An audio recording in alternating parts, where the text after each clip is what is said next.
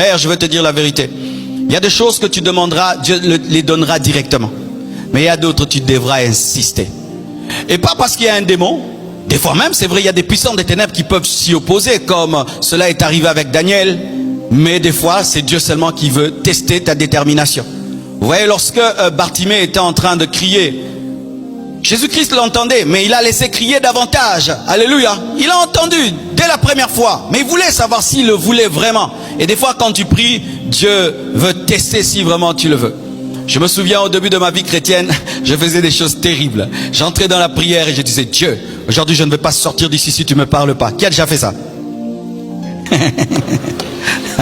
Et puis j'entrais, Seigneur, aujourd'hui, si tu ne me parles pas, je ne lâche pas. 1 heure, il ne parle pas. 2 heures, il ne parle pas. Je commence à regarder la montre.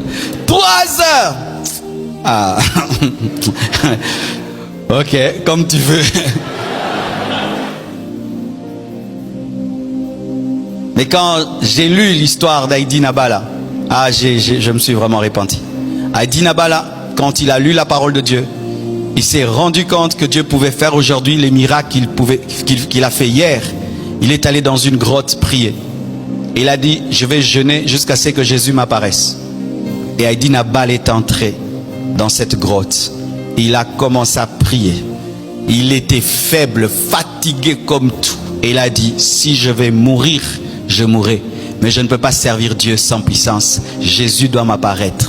Et Jésus lui est apparu. Et cet homme, Dieu l'a utilisé, je vous assure. C'est parce que nous les Congolais, on ne parle pas trop.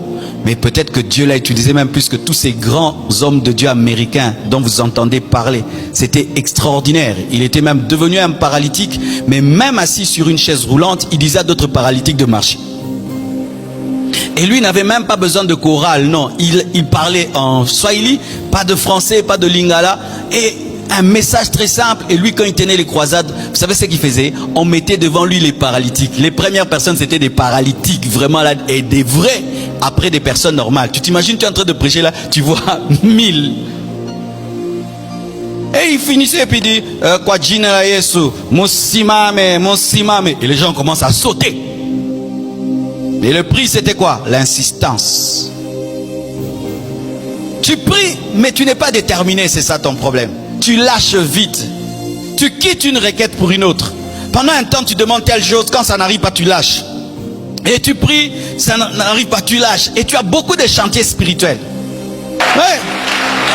Tu disais, moi je vais demander à Dieu le don de parole de connaissance. Tu demandes pendant 1 mois, tu lâches. Maintenant la prophétie, 1 mois, tu lâches. Cette fois-ci, va jusqu'au bout. Va jusqu'au bout. Va jusqu'au bout. Insiste. Insiste. Demande, cherche, frappe. Frappe, frappe, frappe, frappe, frappe, frappe, frappe. Frappe. Sois comme Jacob. Je ne te lâcherai pas si tu ne me bénis pas. Il a tenu l'ange jusqu'à ce qu'il ait été béni. Prie avec détermination. Et quand tu pries avec détermination, tu n'écoutes pas ta chair. Vous savez qu'au départ, lorsqu'on prie, la chair nous dérange. Tu es distrait au début de la prière. Il y a beaucoup de pensées qui te dérangent. Tu es faible, tu sens que tu as faim. Tu as même envie d'arrêter le jeûne. Mais quelqu'un qui est déterminé, il continue, il continue. Et puis tout d'un coup, le feu commence à venir. La puissance commence à venir. La puissance commence à venir. Et puis tu ne sens plus le temps passer. Mais tu dois être déterminé.